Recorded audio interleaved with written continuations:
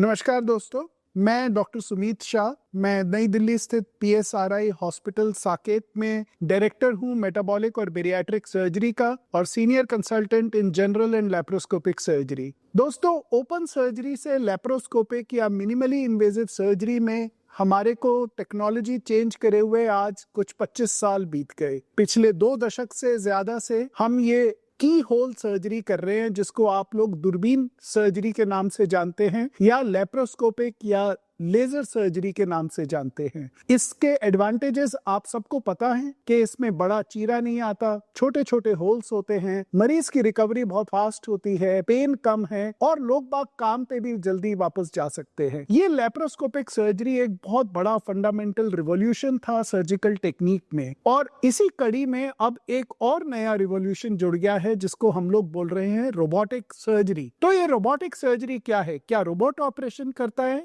नहीं दोस्तों, operation surgeon ही करता है। रोबोट एक इंस्ट्रूमेंट है जो कि बहुत एडवांस्ड है, बहुत प्रिसाइज है और जिसकी मदद से सर्जन आपका ऑपरेशन और भी अच्छे ढंग से कर सकते हैं। एक सिंपल एग्जांपल से आप लोगों को बताऊं तो ये स्मार्टफोन का इस्तेमाल करते हुए हम सभी लोगों को 15-20 साल हो गए, लेकिन 10 साल पहले इसमें जैसे कैमरा आते थे और जैसी फोटो आती थी, जैसा विजन दिखता था, उससे 10 साल में बहुत प्रोग्रेस हो गया। आजकल के फोन के कैमरा बड़े एडवांस्ड हो गए, आपको फोटो बहुत अच्छी दिखती है, कम लाइट में भी आपको बहुत अच्छा विजन मिल सकता है। ये सारे टेक्नोलॉजिकल एडवांसेस हमारी मेडिकल फील्ड में भी आए हैं और इसीलिए जो रोबोट का जो कैमरा होता है उसमें हमारे को 3 डायमेंशनल विजन मिलता है। सर्जरी करते में छोटी से छोटी ब्लड वेसल हमारे को क्लियरली दिखती है और हम बहुत प्रिसाइज वे में टिश्यू को डाइसेक्शन करते हैं और सर्जरी को बिना ब्लड लॉस के अंजाम दे सकते हैं।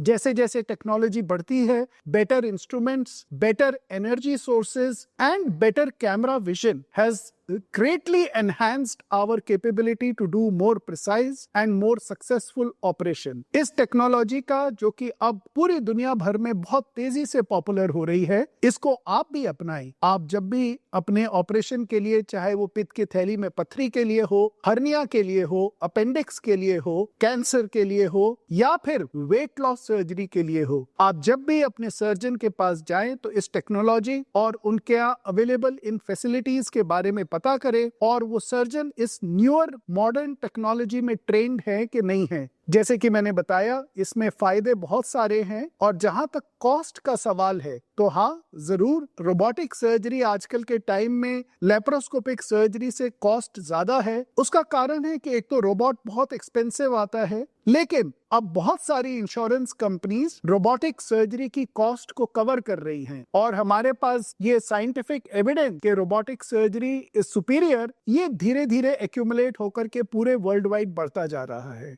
तो मेरा आप सबसे यही कहना है कि आप रोबोटिक सर्जरी से इसलिए ना डरे कि ये रोबोट ऑपरेट कर रहा है और सर्जन नहीं कर रहा। सर्जन ही ऑपरेट कर रहा है, लेकिन जो रोबोट के आर्म्स हैं वो सर्जन के कंट्रोल में होते हैं और जो विजन जो सर्जन को दिखता है पेट के अंदर का, वो बहुत ही प्रिसाइज, बहुत ही फाइन, बहुत ही 3 डायमेंशनल विजन दिखता है, जिससे उसकी सर्जरी और भी एनहांस हो जाती है। जहां तक रिकवरी का सवाल है, बिल्कुल लेप्रोस्कोपी की तरह इसमें बहुत फास्ट रिकवरी है, पेन बहुत कम है और मरीज के लिए किसी भी तरीके से ये हानिकारक तो बिल्कुल नहीं है। तो ये रोबोटिक सर्जरी के बारे में कुछ मिथ्स जो आप लोग सुन रहे हो उसे विश्वास ना करें और जरूर अपना जो भी नेक्स्ट ऑपरेशन है, चाहे वो uterus removal, gall bladder stone, hernia, appendix, weight loss या बेरियाट्रिक सर्जरी का, जरूर रोबोटिक सर्जरी के बारे में पता करें। Thank you so much.